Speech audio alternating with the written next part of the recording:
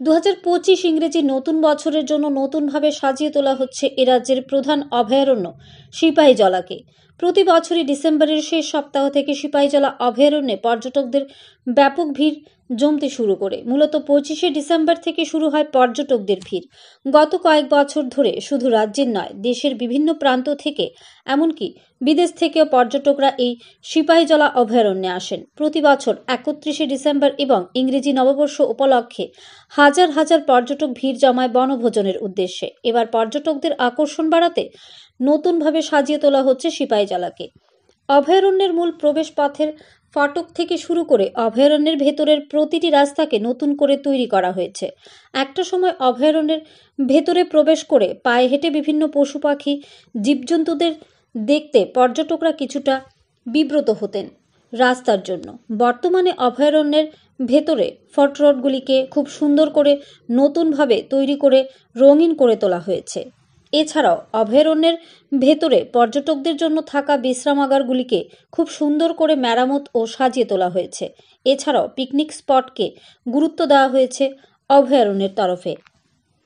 বিগত কয়েক বছর ধরে কিছু তিক্ত অভিজ্ঞতার শিকার হয়েছিলেন বনভোজন করতে আসা মানুষজন। এবছর 25শে ডিসেম্বর থেকে প্রতিদিন প্রশাসনিকভাবে প্রচুর পরিমাণ পুলিশ ও টিএসআর মোতায়েন রাখা হয়েছে সারাক্ষণের জন্য।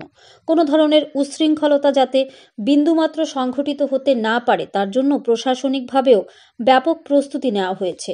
তবে অভয়ারণ্য কর্তৃপক্ষের নিয়ম অনুসারে সাউন্ড বক্সের ওপরও বিভিন্ন বিধিনিষেধ থাকছে। অ্যালকোহলের ওপর কড়া নিদান রয়েছে যাতে পিকনিকের নামে আকণ্ঠ মদ্যপান করে কোনো রকম উচ্ছৃঙ্খলতার পরিবেশ তৈরি না হয় সেদিকে জোর দেওয়া হয়েছে। অভয়ারণ্য কর্তৃপক্ষের দাবি, বিগত বছরগুলোর তুলনায় এবছর অনেক গুণ বৃদ্ধি পাবে পর্যটকদের ভিড়, কারণ গত প্রায় বছরখানেক ধরে অভয়ারণ্যের ভেতরে সৌন্দর্য বর্ধনের কাজ করা হয়েছে। পর্যটকরা এবছর বাড়তি সৌন্দর্য উপভোগ করতে পারবেন সিপাহীজলা অভয়ারণ্যের। এছাড়াও পশু পাখিদের বাড়তি আকর্ষণ তো রয়েছেই। চুরিলাম থেকে দীপশিলের রিপোর্ট, আরই, ধর্মনগর। এবছর গত বছরের তুলনায় অনেক বেশি এবছর আমাদের। যেমন কিছুদিন আগে 25শে ডিসেম্বর গেল। গত বছর আমাদের 25শে ডিসেম্বরে যা রেভিনিউ এসেছিল এর থেকে আমাদের রেভিনিউর হারটা এখন অনেক বেড়েছে। গত বছর 25শে ডিসেম্বরে যেমন আমাদের ভিজিটার ছিল ধরেন অলমোস্ট 1000-এর মতো।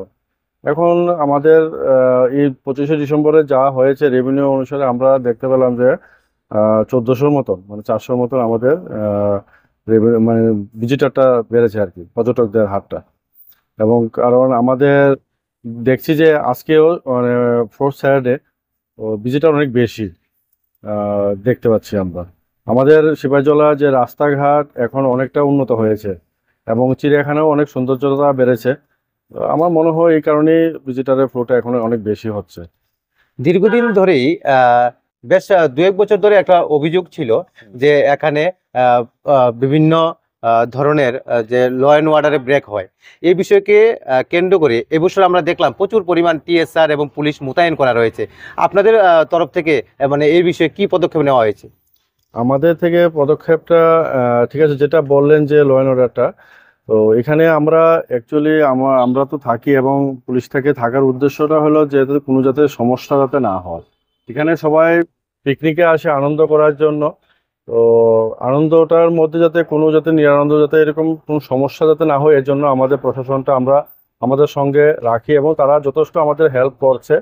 আর আমাদের দপ্তরের থেকে যতজন আমরা স্টাফ তো আছি আমরা সবাই, তো এবং ভিজিটারও দেখতে পেলাম এখন পর্যন্ত ভিজিটারে মানে এরকম কোনো সমস্যা পড়ছে না। তারা আমাদেরকেও তারা হেল্প করছে, যেভাবে আমাদের যেভাবে প্রসিডিওর আছে তারা এইভাবে এসে গেটে তারপর টিকিট কেটে তারপরে ভিতরে ঢুকছে, তারপরে চিড়িয়াখানাতে গিয়ে আবার ওইভাবে তারা টিকিট কাটছে, তাতে কোনো সমস্যা আমাদের করছে না। তারা ভিজিটারও আমাদের হেল্প করছে।